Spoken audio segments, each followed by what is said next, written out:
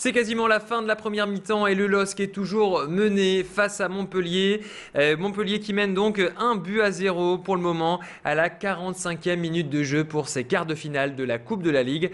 Le LOSC qui est donc en difficulté pour le moment. Je vous rappelle que les hommes de Rudy Garcia jouent une place en demi-finale, un niveau que le club n'a pas atteint depuis 1985.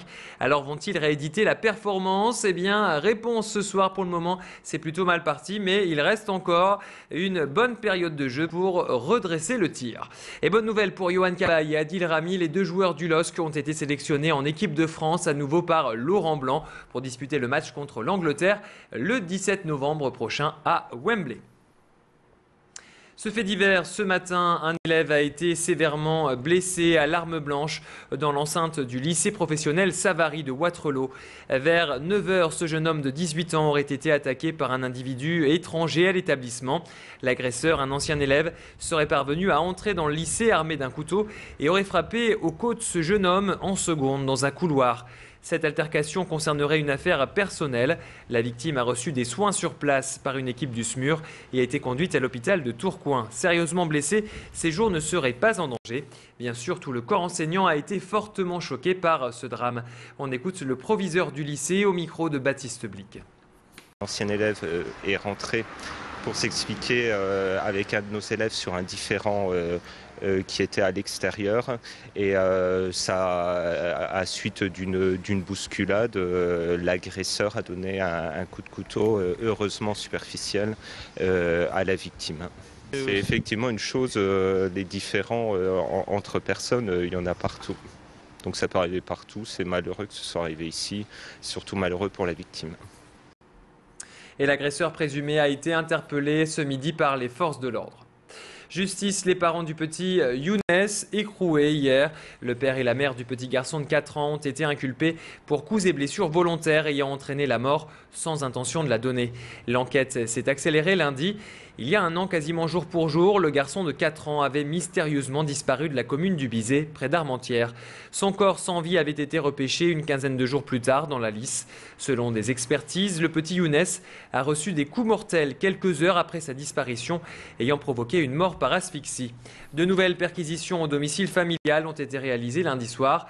Reste encore à savoir ce qui s'est réellement passé et une enquête est toujours en cours.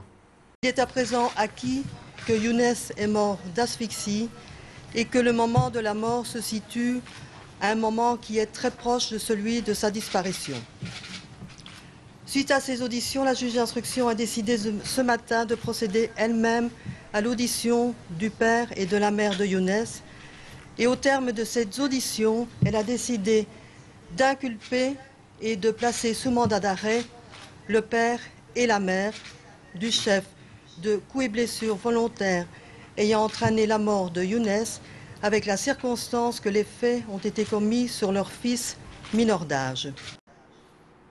Et vendredi, le parquet de Tournai devrait confirmer ou non l'incarcération des parents de Younes. C'est une sanction qui passe mal. Certains enseignants du secondaire qui ont refusé de devenir les tuteurs de professeurs stagiaires cette rentrée ont été interdits d'intervention dans l'enseignement supérieur par le rectorat. Pourtant, d'après les syndicats, cette mission de tutorat n'est pas obligatoire. Mais face au refus massif dans l'académie cette rentrée, le rectorat a décidé de frapper du poing sur la table. Tous les professeurs ayant signé une pétition de refus de tutorat ont reçu une lettre leur interdisant le cumul des postes. C'est le cas de Romain Génie qu'on a vu sur ces images. En plus de son poste d'enseignant d'économie et sociale, il ne pourra plus cette année intervenir à Sciences Po Lille. Le point au micro d'Élodie Bernachon. Les collègues ne pourront pas assurer leurs cours, leur TD, leur TP dans l'enseignement supérieur, alors ce qui désorganise au passage l'enseignement supérieur.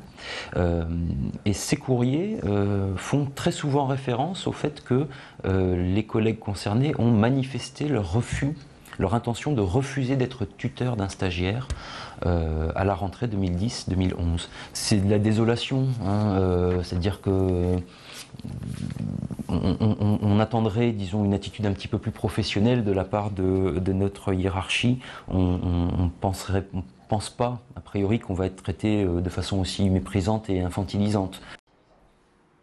Ce matin, les élèves du lycée Baggio à Lille ont rendu un bel hommage aux résistants de la Seconde Guerre mondiale. Il y a 70 ans, les Allemands ont occupé partiellement l'établissement. Des membres du corps enseignant et des élèves ont été arrêtés et condamnés car ils avaient refusé l'invasion de l'Allemagne nazie. Figure emblématique de cette résistance, Raymond Dequesne, professeur d'anglais. Il a été fusillé pour son combat en 1944. Ce matin, des élèves ont célébré la mémoire de ces combattants en présence du préfet et de Pierre de Saint-Ignon. Jules Camus était également présent.